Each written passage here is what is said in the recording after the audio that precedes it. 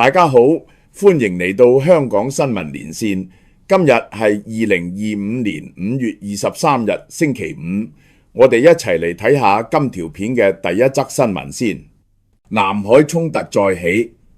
中方海警發射水炮撞擊菲律賓漁船，南中國海再現火藥味。菲律賓政府漁業船達圖桑迪號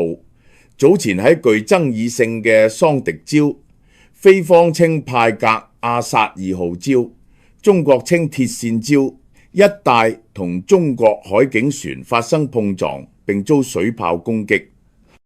令兩國之間嘅緊張關係再度升溫。根據菲律賓漁業同埋水產資源局 BFAR 當日通報，事件中涉事船隻正同另一艘公務船執行海洋科學任務，包括採集沙樣本，期間突遭中國海警以水炮驅離，仲喺短時間內兩度側撞達圖桑迪號，導致船身左舷船頭同煙囪損毀。BFAR 形容呢次行為係侵略性干擾，並強調過去喺同一海域從未遭遇過水炮攻擊，今次事件嚴重威脅船員生命安全。中國方面就提供截然不同嘅版本。中國海警新聞發言人劉德軍表示，菲律賓編號3002與3003兩艘公務船未經允許非法進入中國南沙祖碧礁與鐵線礁海域，並試圖登礁。中方聲稱已經依法採取所謂專業、規範、合理合法嘅管控措施，包括派員登礁查證。劉德軍指事件發生喺21日早上9點13分至14分，菲方3002號船無視多次警告，危險接近執法中嘅中國海警21559艇，導致擦碰，強調責任完全喺菲方身上，中方未有提及水炮使用。不過，多間國際傳媒引述現場目擊資料同衛星影像，支持菲方講法，指中國海警唔單止發射水炮，更主動撞擊菲船。相關報導形容呢啲行為具高度風險，有可能進一步升高南中國海嘅軍事緊張局勢。美國駐菲律賓大使館隨即發聲明，譴責中國行為非法同魯莽，重申對印太地區航行自由嘅關注，並明確表示支持菲律賓捍衛其主權同合法海事權益。桑迪礁位於南沙群島北部，距離菲律賓控制嘅中業島只有數十公里。中業島係菲方喺南沙9個據點中最大、最具戰略意義嘅一個。中國近年不斷強化海警同海軍喺相關海域活動，透過所謂9段線，主張對南中國海大部分海域擁有歷史性主權。但係2016年，海牙國際仲裁法院根據聯合國海洋法公約裁定，中國嘅主張冇國際法依據，並明確指出，包括桑迪礁喺內嘅多數南沙地區屬於公海或係菲律賓專屬經濟區。儘管如此，北京依然拒絕接受裁決，並持續推動其維權執法行動。菲律賓近年加強同美國軍事同外交合作，頻繁派出公務船巡航，希望實際強化對海域嘅控制。由2024年以嚟，中菲喺南中國海已多次爆發衝突，顯示雙方喺桑迪礁等戰略熱點嘅對峙態勢難以降溫。今次事件雖然暫未引發雙方軍事升級，但從公開聲明中互相指責同強硬語氣可見，南中國海主權爭議已成為區內地緣政治緊張嘅一條導火線。有分析警告啦，若缺乏制度化對話平台同危機管控機制，類似衝突恐怕會越趨常態化，甚至引爆更大規模嘅地區安全連鎖效應。咁跟住我哋再嚟睇下下一條新聞嘅標題。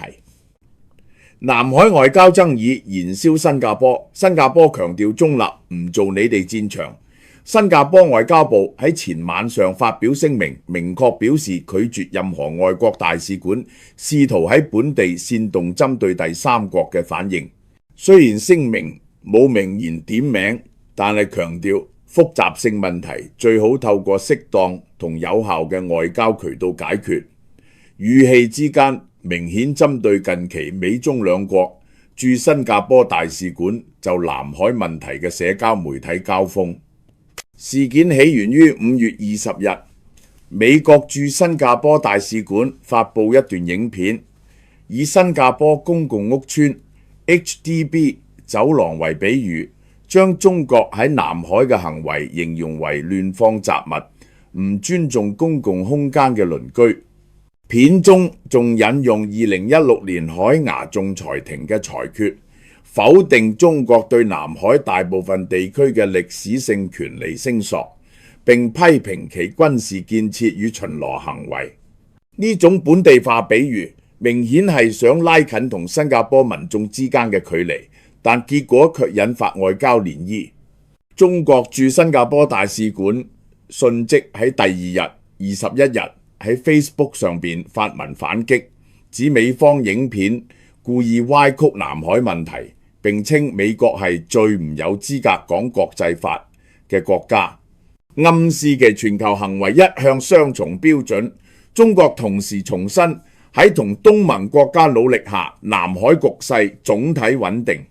面對美中兩國喺本地激烈言辭交鋒呢，新加坡外交部發聲回應，重申唔歡迎外國使館試圖喺本地引發針對性反應，強調應以外交方式處理國際爭端。雖然聲明冇明確點名，但係所指活動明顯係針對兩國使館喺社交平台上嘅動作。新加坡作為一個地緣小國，一直依靠同大國建立穩固關係，美國係其安全合作重要夥伴，雙方有防務協議，而中國則係其最大貿易夥伴，雙邊經貿往來密切。今次外交部聲明正正反映新加坡一貫小心翼翼、務實中立嘅外交取態，意圖喺兩大強權之間維持微妙平衡。南海問題係區內長年積壓嘅地緣爭議，涉及中國、台灣、越南、菲律賓、馬來西亞同文萊等多方領土聲索。雖然2016年聯合國仲裁庭已裁定中國九段線冇法律依據，但係北京拒絕承認。美國雖非聲索方，但多次透過軍事巡航同外交發言，支持包括菲律賓喺內嘅盟友對抗中國主張。新加坡作為東盟成員，一直倡導和平對話，支持以國際法為基礎嘅解決方案。今次事件中，美國影片透過 HDB 走廊作比喻，雖有創意，但係部分觀察人士認為，或者涉干預內政。中國嘅強硬聲明則再次突顯其喺南海立場毫不退讓。新加坡外交部出聲，等於為今次言辭攻防劃出界線，提醒各方唔好將其國內空間變成角力場。隨住美中喺印太地區競爭加劇，新加坡所扮演嘅中立角色勢將面對更大考驗。作為東南亞重要金融中心與外交樞紐，新加坡未來將更倚重多邊平台，例如東盟，繼續為南海問題尋求和平解決方案，同時保持喺兩大經濟體之間嘅戰略平衡。好嘅，呢條片嘅新聞播報完畢，鍾意嘅話記得訂閱我哋嘅頻道，讚好呢條片同埋留言俾意見。我哋下次再見。Plan B 葡萄酒咧係一種好靚嘅酒，無論係送禮或者自己飲都好。呢個係法國 Plan B